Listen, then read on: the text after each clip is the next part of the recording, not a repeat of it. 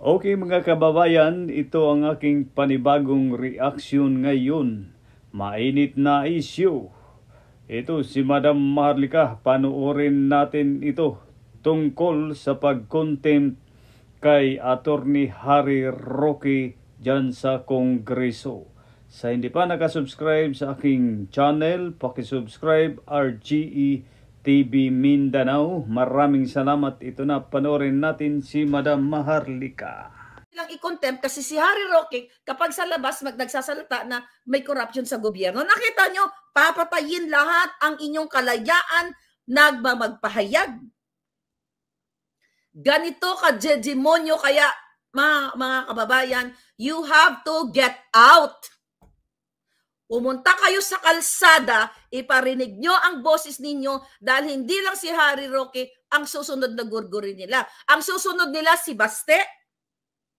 Suspend nila yan. Kaka-text lang sa akin ng puting ahas. Lahat kayo gugurin dahil utos ni Lisa Tanas at ni Bangag Jr.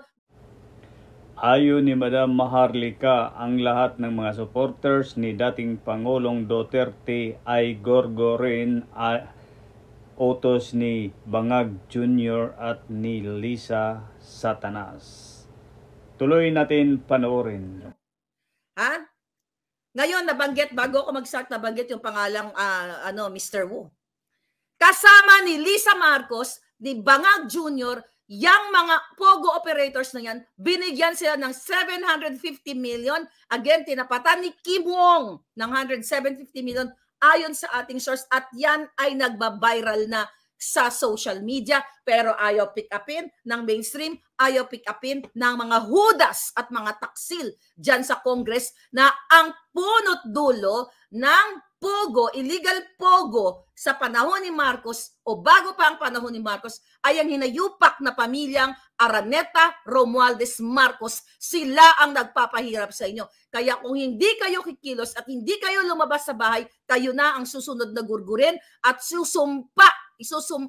merong sumpa na daladala ang mga hinayupak na ito. Kung nakikinig yung lahat ng mga maisog, lahat ng mga religious group na naniniwala na kayo ay may moral, spiritual obligation sa taong bayan, kitang-kita nyo kung paano pigilan ang malayang pamamahayag ng mga yawa ng mga kongresista na ito dyan sa bahay ng mga traidor. Yeah. Akop is makawat. Maakop. Tama, sabi ni D.W. Lingayin. Ngayon, ito, mayroon pa lang po si Attorney Harry Roque. Okay.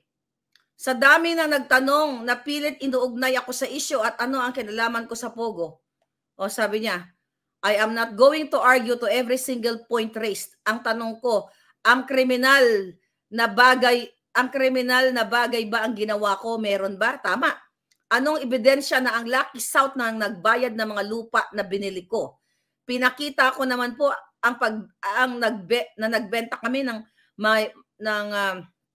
pagmamayari ng pamilya na 1.8 hectares. Ito sinabi ko. At sinabi ko naman po na ang perang yun ay ginamit na pambili. Sa akin naman po, pwede naman po kayo magkaroon ng conclusion based sa gusto nyong palabasin. Pero eventually, ang tanong, ano ang ginawa kong mali? May ginawa ba akong krimen? Now what? Yun ang utos ni Lisa Tanas, ni Romualdez, ayon sa aking source, na i-contempt si Harry Roque. And I hope someone from the doctors or whoever, may mga kaibigan naman si Harry Roque, na ito ay i-appealan ninyo. Meron siyang medical condition. Hindi sa dahil umarte lang na naglagay ng brace or something. Nakita namin dito na nag-insulin injection siya, may heart problem siya and everything. Ako nga, sabi ko, wag ka nang umuwi, papatayin ka ng mga pukin ng inang yan. Pero sabi niya, uuwi ako. Wala akong dapat ikatakot. Kaya napakasakit bilang isang kaibigan niya, okay, na makita ang pang-aabuso ng mga hinayupak. Alam mo, sabi ko nga, kung may kulam lang ako, habang tinitignan ko, nagmi-meeting sila, sabi ko, may kulam lang ako, tumatagos sa monitor, patay na to lahat ng mga to eh. ang reason nila, mga kababayan, well, I think this is good. I think itong mga pangyayari ito napakaganda. Sabi ko nga, simula pa lang para maipakita sa taong bayan kung gaano kademo. Kaya you have to get out. Labas na kayo. Ngayon na.